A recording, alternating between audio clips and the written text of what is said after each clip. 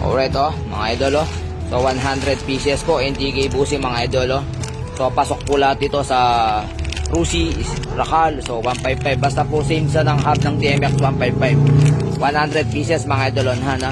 So kung naka-steel bushing ka, mas better to kasi to may rubber. Pag cambio mo na so ina-absorb yung impact mga idol. Na-absorb yung impact, so less friction, so matagal ang buhay ng transmission mo, pilot bearing, mga gear. Alright? So kasi nag-steel bushing kayo, kasi nga, sabi nyo 1 week sira na. Kasi nga po may ng klase lang yung mga tig 100 na 4 na piraso. Ito NTK bushing mga idol, napakatibay po. Alright So pag naka-steel bushing ka, ma-vibrate, manginig. So pasintabi sa mga gumagamit ng steel bushing, so siyempre po, so discard nyo yun. Kanya-kanya lang tayo dyan, kumbaga ako lang. So mas tested lang natin itong rubber. Imagine ito yung original ng TMX 155 Kasi kaya siya may goma sa gitna. Once na magkambyo ka, lessen impact.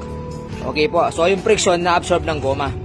Okay, so anong benefits nun? Less friction siya, so less vibrate sa TMX 155 sa gear. So talagang presko. Ramdam mo yung hagod, pati yung pagkambyo mo, wala yung kaldag. Yung manginginig ang magina, for example, nakakwarta ka, nagdahan-dahan ka, tanggal yung nanginginig, nagbabibrate. Kasi nga, nagpe-play itong rubber ng bushing. Okay, so yan po. So nahan mga idol So Deluxe po, sharing, NTK bushing, ang dami